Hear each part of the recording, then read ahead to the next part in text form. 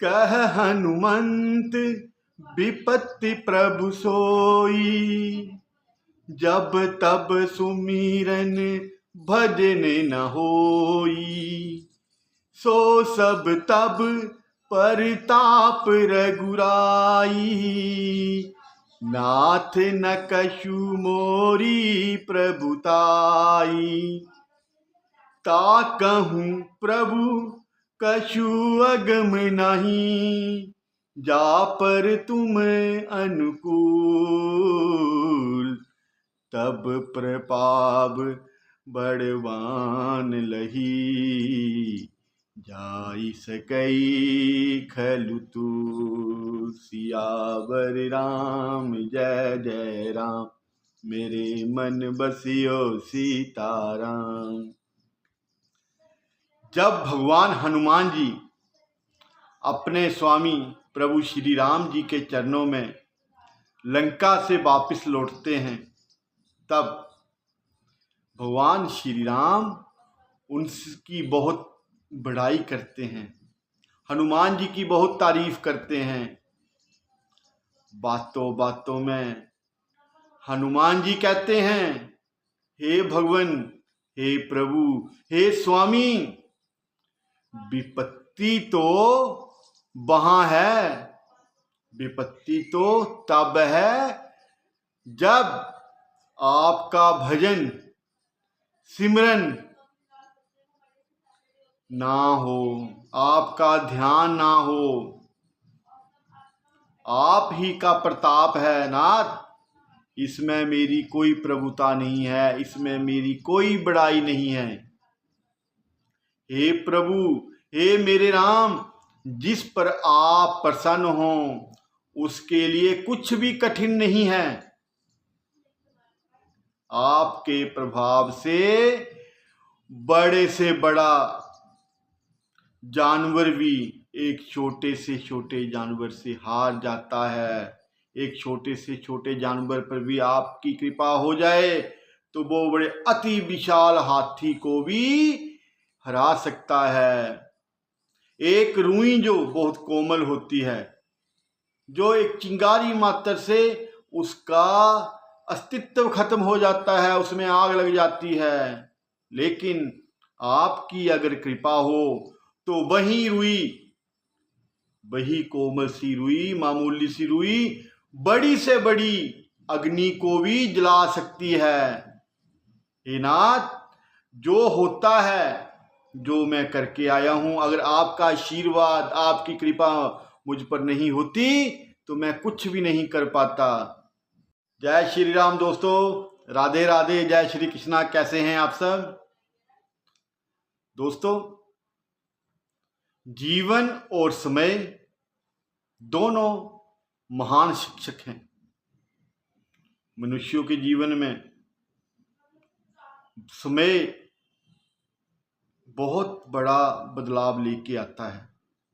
कुछ घटनाएं ऐसी होती हैं जो कभी किसी ने सोची भी नहीं होती, लेकिन हो जाती हैं। इंसान को ना चाहते हुए भी उस जीवन में उन घटनाओं के क्रम से गुजरना पड़ता है। जीवन और समय दोनों बहुत महान शिक्षक हैं।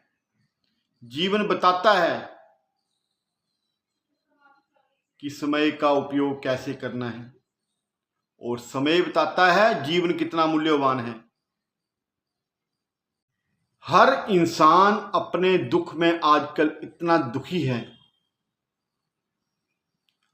रोजमर्रा के जीवन में इतनी परेशानियों का सामना करना पड़ता है, इतने दुखों का सामना करना पड़ता है। कदम कदम पर चुनौतियां मुंह फाड़े खड़ी हैं। एक परेशानी खत्म होती है, एक चुनौती का सामना होता है, अगले कदम पर दूसरी चुनौती तैयार है। दूसरी चुनौती का सामना करते हैं, दूसरी चुनौती से निपटते हैं तो तीसरा कोई कष्ट, तीसरी कोई मुसीबत, तीसरा कोई दुख इंसान के जीवन में बाहें पसारे उसका स्वागत कर रहा होता है।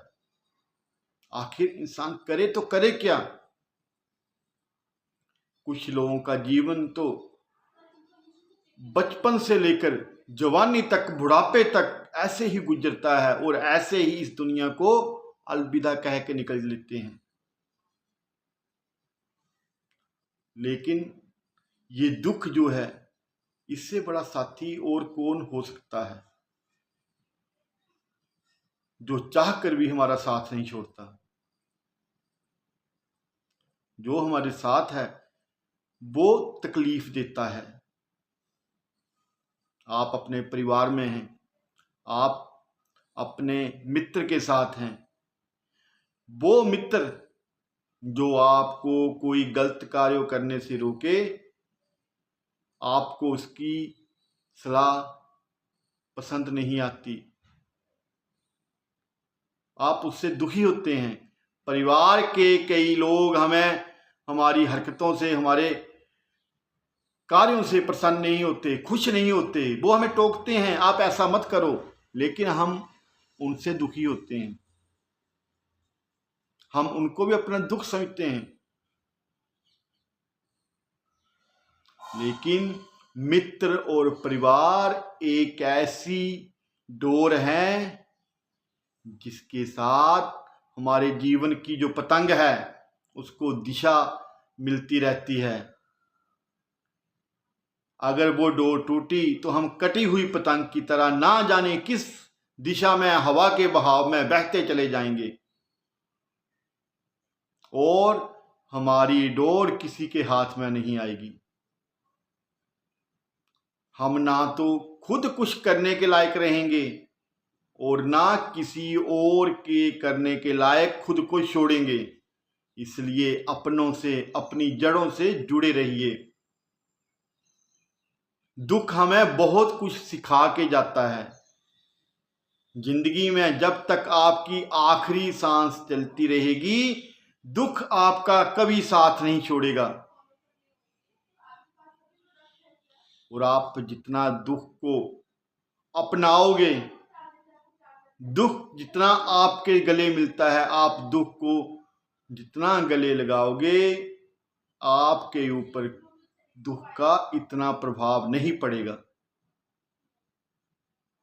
आखिर दुख आता क्यों है? हम दुखी होते क्यों हैं? हमारे दुख का कारण क्या है? हम बोलते तो हैं हम दुखी हैं, लेकिन दुखी हैं क्यों? दुख की वजह क्या है?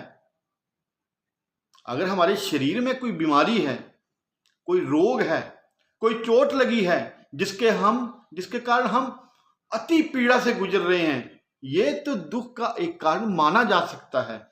लेकिन जब हम स्वस्थ हैं, तंदुरुस्त हैं, तो हमारे दुख की वजह क्या है?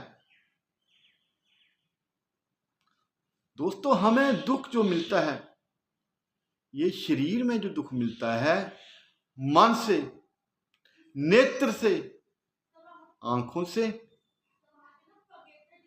कानों से और हमारी आत्मा से मिलता है।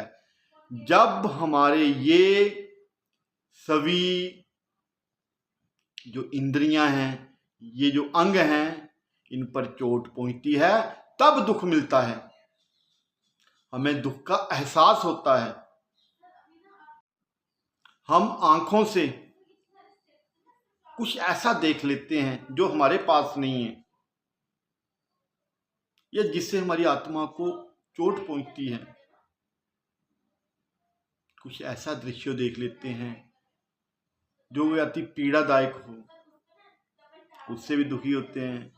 अगर मान लो किसी ने नई कार ले ली है, हमारे पास उससे छोटी कार है, तब भी दुख होता है, यार मेरे पास ऐसी क्यों नहीं है। हमारी आत्मा के ऊपर चोट पहुंचती है। हमारी जो संतुष्टि है वो हमारे लिए अति नहीं है, हम अपने जीवन में संतुष्ट नहीं हैं। हमें अति पाने की लालसा, अति पाने का जो लालच है, इससे बड़ा कुछ चाहिए, इससे ज्यादा कुछ चाहिए, ये दुख का कारण है जो नेत्रों से उत्पन्न होता है। मन में हमारे लालसा जाग उठती है कि हमें ये भी चाहिए, वो भी चाहिए। जो हमारे पास है वो हमारे से संभाला नहीं जा रहा, हम उससे खुश नहीं है, संतुष्ट नहीं है, लेकिन हमें अति पाने की जो चाह है वो दुखी करती है। कानों से हम किसी की खुशामदीद सुनते हैं, किसी की तारीफ सुनते हैं, किसी के बारे में सुनते हैं, लोग उनके बारे में अति प्रशंसनीय शब्द बोल रहे हैं, उनकी तारीफ कर रहे हैं, हमें पीड़ा होती है कि उसकी जगह हमारी तारीफ क्यों नहीं हो रही। ये दुख का कारण है। हमारी आत्मा पर चोट पहुंचती है जब हमें कोई हमारी किसी कमी के कारण हमें दुत्कारता है, हमें कोई अच्छी सलाह देता है, तो हमें जो हीन भावना होती है वो हमारी आत्मा के ऊपर चोट करती है। ये दुख का कारण है। मन किसी चीज की जिज्ञासा करता है और वो चीज पूर्ण नहीं होती है तो मन को दुख का एहसास होता है। जब मन दुखी होता है तो शरीर दुखी होता है, शरीर दुखी होता है तो हमारी चेतना दुखी होती है, और चेतना का संबंध हमारे अंतःकरण के साथ होता है जो हमें चैन नहीं लेने देता। हमारे अंतःकरण में ज्वाला भड़क जाती है, ज्वालामुखी फटने लगते हैं, हम विचलित हो जाते हैं क्योंकि हमारे अंदर संतोष नहीं है। जब तक हमारे अंदर संतोष नहीं होगा, हमारे अंदर की जो ज्वाला है ऐसे ही भड़कती रहेगी। इस ज्वालामुखी के ऊपर हमें राम नाम रूपी बरसात का पानी छिड़कना चाहिए, राम नाम रूपी बादलों की बरसात करनी चाहिए। राम नाम रूपी बारिश जब हमारे अंतःकरण की तड़प के ऊपर, ज्वालामुखियों के ऊपर पड़ेगी तो हमारी चेतना को, हमारी आत्मा को, हमारे शरीर को, हमारे मन को, हमारे दुखों को शांति मिलेगी। नहीं तो हम ऐसे ही भटकते रहेंगे और भटकने के साथ साथ भटकते रहेंगे। इस चीज का कोई अंत नहीं है, इस चीज की कोई था नहीं है। दोस्तों, अगर परेशानी आने की बात पर गौर किया जाए तो ये हमारे द्वारा किए गए पिछली कार्यशैली के अनुसार ही आते हैं। जो जो हम कर चुके हैं उसका ही रिजल्ट हमें 6 महीने बाद, साल बाद, 2 साल बाद, 3 साल बाद देखने को मिलता है। जब हम कर रहे होते हैं तब हमें उस बात का एहसास नहीं होता। मान लीजिए आपने कोई व्यापार स्टार्ट किया, आपने बैंक से लोन ले लिया, उस वक्त तो हर किसी के मन में ये उम्मीद होती है कि हम व्यापार करेंगे, हमारा व्यापार चलेगा। आपने चाहे कुछ गलत नहीं किया, आपने जो किया अच्छे के लिए किया, लेकिन आपके पूर्व जन्मों के कुछ ऐसे कर्म रहे होंगे जिनके कारण आपका जो व्यवसाय है, आपका जो व्यापार है, आपने जिस मकसद के लिए वो कर्ज लिया वो फलीभूत नहीं हुआ और आपको उसमें घाटा हुआ। तो ये जो है उसका जो असर आपको देखने को मिलेगा, साल 6 महीने मिलेगा, जब आप बैंक की किस्तें नहीं दे पाएंगे। आपका जब बैंक का कर्ज नहीं उतरेगा, आपके मन को दुख होगा, आप दुखी होंगे, अपने आप में बेइज्जत महसूस करेंगे। हमारे कुछ काम ऐसे होते हैं जो तत्काल रूप से हमारे सामने उसके परिणाम सामने नहीं आते, लेकिन कुछ समय बाद जब वो परिणाम सामने आना शुरू होते हैं तब हमारे मन को ठेस पहुंचती है, हम दुखी होते हैं, और दुख जो है जीवन को नरक बना देता है। हमें दुख का एहसास उस वक्त नहीं होता जब कर रहे होते हैं, दुख का एहसास होता है जब परिणाम आते हैं। अब देखिए, कर्ज लेने वाले भी हम हैं, कर्ज ना चुकाने वाले भी हम हैं, और ना चुकाने के कारण जो दुखी हो रहे हैं वो भी हम हैं। इसमें किसी और का कसूर तो नहीं है।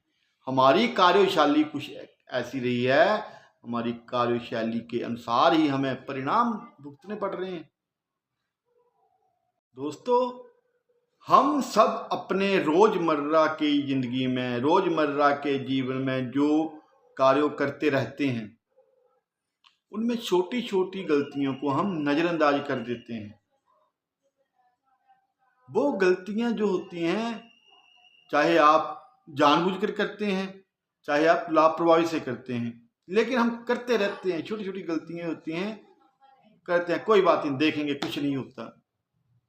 हम करते हैं, सभी करते हैं, लेकिन वही छोटी छोटी गलतियां आगे चलकर बड़ा रूप ले लेती हैं।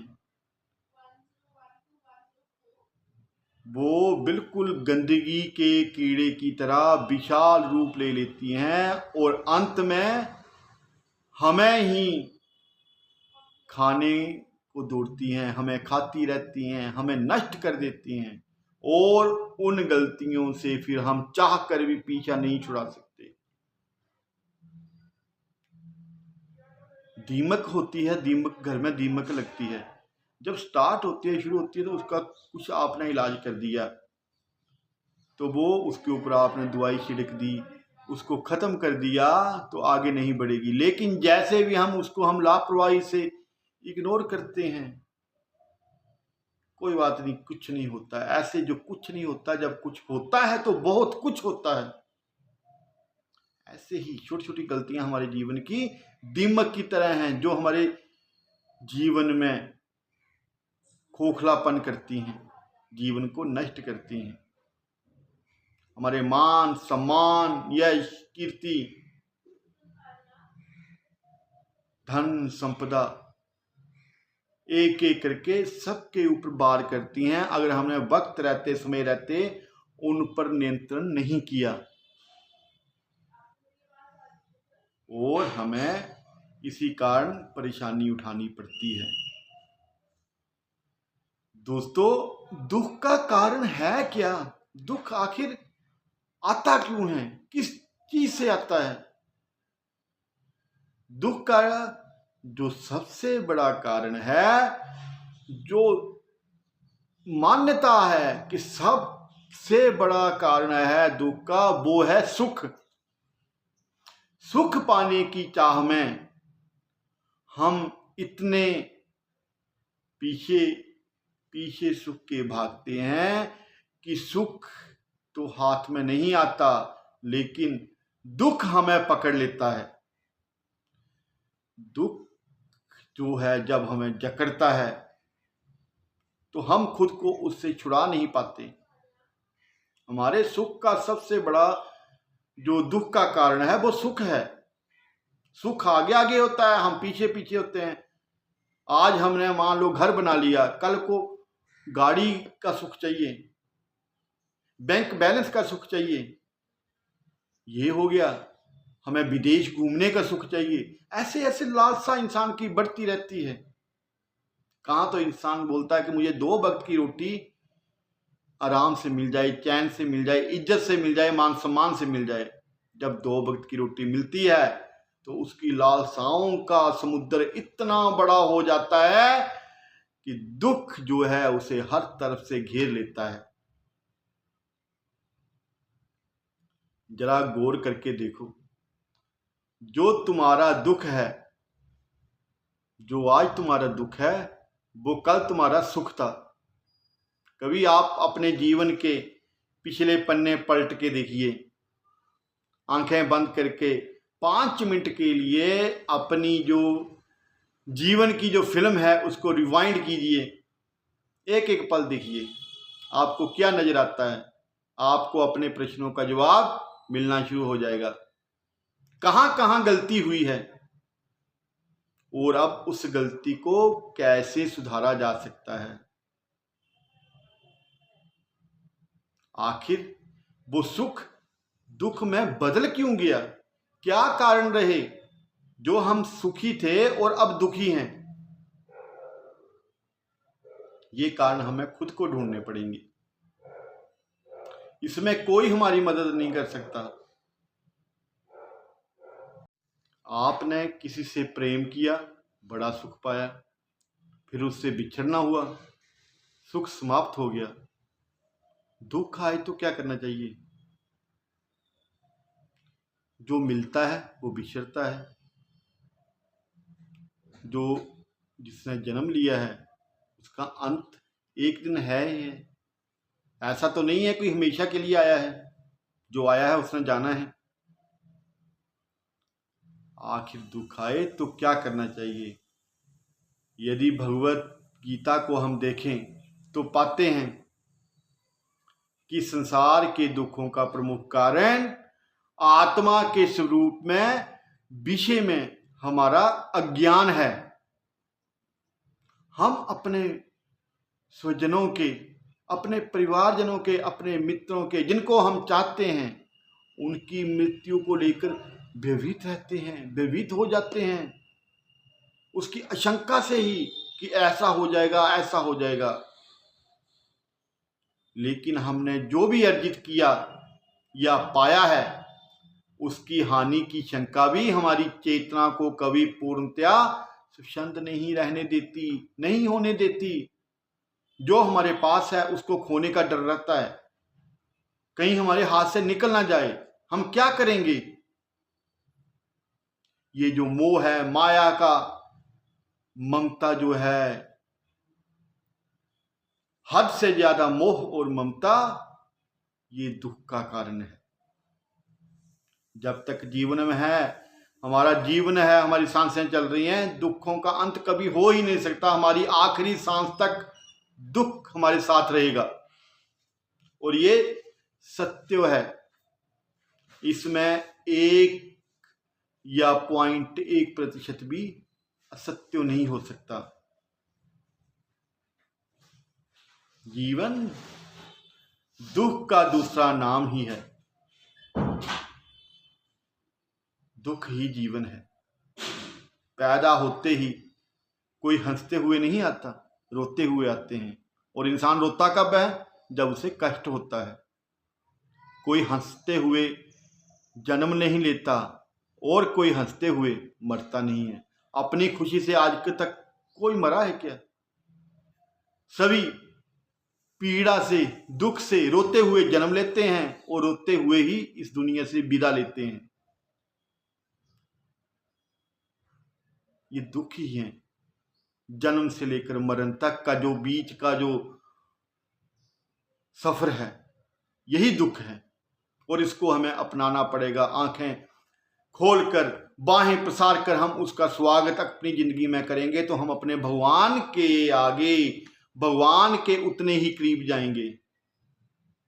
सांख्य शास्त्र के अनुसार दुख 3 प्रकार के कहे गए हैं: आध्यात्मिक, अतिभौतिक और अधिदैविक। ये 3 प्रकार के दुख कहे गए हैं। आध्यात्मिक दुख के अंतर्गत रोग, व्याधि आदि शरीर के दुख और क्रोध, लोभ, मोह और मानसिक दुख हैं। अधिभौतिक दुख वह है जो स्थावर है। पशु, पक्षी, सांप, मच्छर आदि से जो हमें मिलता है। कोई हमें डंस लेता है, कोई काट लेता है। और जो भूतों के डर का होता है, भूतों के द्वारा मिलता है, भूतों का भय है, या कुछ कह देते हैं काला जादू, टोना टोटका जो किया हुआ है, ये दुख होता है। शारीरिक पीड़ा कई तरह से हो सकती है, कई तरह की होती है, लेकिन 90% जो शारीरिक पीड़ा होती है, मानवीय पीड़ा जो होती है, वो उसे अपने मन से होती है, मानसिक होती है, जो हमारे भीतर ही पैदा होती है। और उस दर्द का इलाज भी हमारे खुद के स्वयं के पास है। कोई बाहर का वैद्य या बाहर का डॉक्टर हमारी मानसिक पीड़ा का इलाज नहीं कर सकता। ये तो हमें अपने अंदर झांक के, अपने अध्यात्म के जरिए इसका इलाज करना पड़ेगा।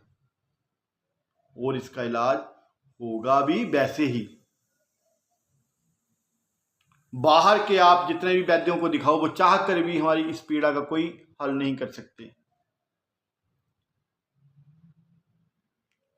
लोग हर दिन अपने लिए पीड़ा खुद पैदा करते हैं।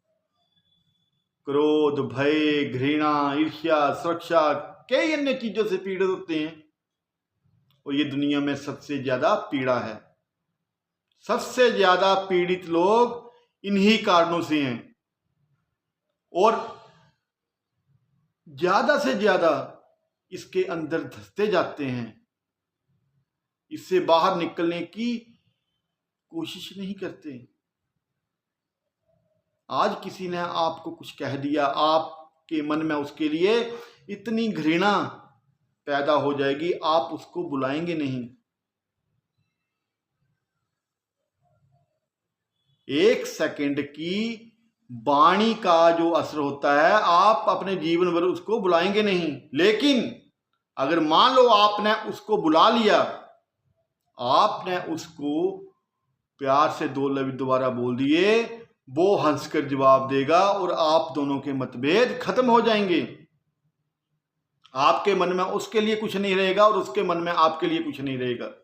लेकिन होता है, पहल कौन करे? उसने मुझे ऐसा बोला, उसको मैं छोड़ूंगा नहीं, मैं उसे बुलाऊंगा नहीं।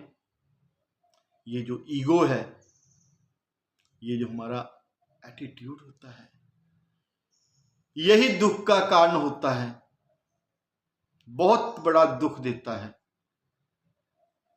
हमें इन सब चीजों से बाहर आना चाहिए। जब दुख आए, तकलीफ आए, मुसीबत आए, उतने भगवान के नजदीक चले जाइए, उतना भगवान का सिमरन कीजिए, भगवान का ध्यान कीजिए। भगवान एक भरोसा है, एक आत्मविश्वास है, जिनका ध्यान करने से हमें शक्ति मिलती है, हमें ऊर्जा मिलती है। दुख कितना भी बड़ा हो, जब हम ध्यान में जाते हैं, भगवान का ध्यान करते हैं, वो दुख हमारा नहीं रहता, वो दुख उस प्रभु का हो जाता है। और प्रभु हमें ऐसी ऊर्जा प्रदान करते हैं, ऐसी शक्ति देते हैं कि हमें उनसे लड़ने की ताकत मिलती है। और जब भगवान के द्वारा दी हुई ऊर्जा और शक्ति काम करती है, उन दुखों से लड़ती है, वो दुख, बड़े से बड़ा दुख भी बिल्कुल छोटा सा लगने लगता है। आप कभी आजमा के देखिए, आप अनुभव करेंगे कि आपके जो दुख हैं, प्रभु कृपा से बहुत छोटे हो गए हैं और आपका अंतकरण, आपका जो अस्तित्व है, बहुत बड़ा है, बहुत विशाल महसूस कर रहे हैं आप अपने आप में। भगवान के निकट जाने का मतलब ही यही है कि हमें हिम्मत मिलेगी और हम आने वाले दुखों से निपट लेंगे। कोई ऐसी शक्ति ब्रह्मांड में नहीं है जो हमें हरा सके, क्योंकि प्रभु की ऊर्जा, प्रभु का दिया हुआ जो शक्ति अस्त्र है, वो हमारी सुरक्षा कर रहा है। हमें किसी तरह से भयभीत होने की जरूरत नहीं है। हम कहते हैं, जो लोग पाप करते हैं, जो बुरे काम कर रहे हैं, वो सुखी हो रहे हैं और हम दुखी हो रहे हैं। हमें क्यों दुख मिल रहा है? भगवान कहते हैं, दुष्टों में अहंकार भरने के लिए मैं उन्हें इतना अधिक धन देता हूं ताकि वे अहंकार में अधिक से अधिक डूबे रहें और मेरी भक्ति ना करके, मेरा सिमरन ना करके, मेरा ध्यान ना करके उनको उनकी करनी का दंड देने में सक्षम हो जाऊं। वो उनके जीवन के हिस्से में भक्ति करके कोई पुण्य अर्जित ना हो, जिसके कारण उन्हें उनके पाप कर्मों का दंड देने में कोई कसर रहे या उनका कोई पाप कर्म उनके पुण्यों कर्म के कारण नष्ट हो जाए। इसलिए उन्हें मैं इतना अधिक देता हूं कि वो अपने अहंकार में पाप कर्म में ही डूबी रहें और अंत में उनको उनके किए की पूरी सजा मिले। वरना दुष्ट लोग मेरी भक्ति करेंगे तो मुझे उनको मन चाहा वरदान देना पड़ता है। वो जो मांगेंगे, जो मन में इच्छा रखेंगे, भगवान को देना ही पड़ेगा। आप देखेंगे पहले राक्षस भी भगवान की भक्ति करते थे और मनचाहा वरदान मांगते थे। इसलिए मैं बुरे लोगों को, दुष्ट लोगों को अहंकार में और धन की वासना में ही डुबोया रहता हूं। गोस्वामी तुलसीदास जी लिखते हैं, गोस्वामी तुलसीदास जी ने लिखा है, इंद्री द्वार झरोखा नाना, तह तह सुर बैठे करी थाना। इंद्री द्वार झरोखा नाना, तह तह सुर बैठे करी थाना। आवत दे कहीं विषय बियारी, ते हठ दे ही कपाट उगारी। इसका ये अर्थ हुआ कि जब हम प्रभु की भक्ति करते हैं, प्रभु का सिमरन करते हैं, प्रभु का ध्यान करते हैं, तो हमारे मन में बहुत से विचार आते हैं। सभी के सभी देवता हमारे इंद्रियों के कपाटों के ऊपर बैठ जाते हैं। जब हम पुण्य कर्म करते हैं, भक्ति राह पर चलते हैं, सभी देवता हमें इस मार्ग से भटकाने की कोशिश करते हैं। जो जो कमी हमारे मन में होगी, जिस चीज की हमें इच्छा लालसा ज्यादा होगी, वो चीज उसे तुरंत मिलना शुरू हो जाएगी और वो अपने मार्ग से भटक जाएगा, उसको भटका देंगे। भगवान परीक्षा लेते हैं। अगर किसी के मन में धन का विचार आता है, जैसे वो पूजा करने बैठेगा, भक्ति करने बैठेगा, 2, 4, 5, 10 दिन करेगा, कुछ दिन बाद उसके पास इतना धन आ जाएगा, वो सोचेगा मैं अब ठीक हूं, मैं खुश हूं, मुझे और ज्यादा धन कमाने के लिए और ज्यादा मेहनत करनी चाहिए। हम भक्ति मार्ग से हट जाते हैं। जिसकी कमी धन, कोई भी कमी हो, धन कमी हो, धन मिलेगा। किसी की कमी औरतें होती हैं, तो ऐसी आदि व्याधियां उसके ऊपर अपना असर करेंगी। जहां विश्वामित्र जैसे संत नहीं बचे, तो हम आम इंसान क्या बात है। उसके ऊपर स्त्री का प्रभाव पड़ेगा। जिस किसी का कोई भी व्यापार चलाने का इच्छा रखता हो, वो इस मार्ग भक्ति मार्ग पर चलेगा, तो उसका जो है व्यापार में इतनी बढ़ोतरी हो जाएगी, वो प्रभु से बिल्कुल विमुख हो जाएगा। जो देवता हैं वो परीक्षा लेने के लिए तत्पर रहते हैं कि इस में कितना दम है, ये इंसान कहाँ तक चलता है, कितना पक्का है भक्ति मार्ग के लिए। लेकिन होता क्या है, जैसे ही हम भटकते हैं, उन वासनाओं के पीछे जाते हैं, वो जो प्रभु की माया है वो सिमटना शुरू हो जाती है। जो व्यापार के पीछे भागा है, उसका व्यापार कम होना शुरू हो जाता है। जो धन के पीछे भागा है, वो धन की माया अपने आप को पीछे कर लेती है। जो स्त्री के पीछे भागा है, वो माया रूपी स्त्री ओझल हो जाती है। और इन जो भक्ति मार्ग छोड़कर इन वासनाओं के पीछे चला था, उसके हाथ खाली रह जाते हैं। दुख और पछतावे के अलावा उसके हाथ में कुछ नहीं आता। ये हमारे दुख के सबसे बड़े कारण हैं कि हमारे जीवन में दुख आता क्यों है, और इस दुख का जो समाधान है वो भी हमारे पास है। चाहे कुछ हो जाए, राम नाम की डोर, अपने इष्ट देव की डोर, अपने गुरुदेव की नाम की डोर, अपने प्रभु के नाम की डोर कभी मत छोड़िए। जैसे ही ये डोर छूटी, हमारा अस्तित्व समाप्ति की ओर चला जाएगा। हमारा कोई अस्तित्व नहीं रहेगा। जय श्री राम। आपको कथा अच्छी लगे आप इसको ज़्यादा से ज़्यादा शेयर करना, और आपने हमारा चैनल सब्सक्राइब नहीं किया है तो @श्री राम भक्त 12 चैनल सब्सक्राइब जरूर कीजिएगा। भगवान आप सबके घरों में सुख शांति समृद्धि बनाए रखे, आप सब तंदुरुस्त रहें, स्वस्थ रहें, यही परमपिता परमेश्वर से, प्रभु श्री राम जी से, हनुमान जी से मेरी प्रार्थना है। जय श्री राम, जय श्री कृष्ण, राधे राधे।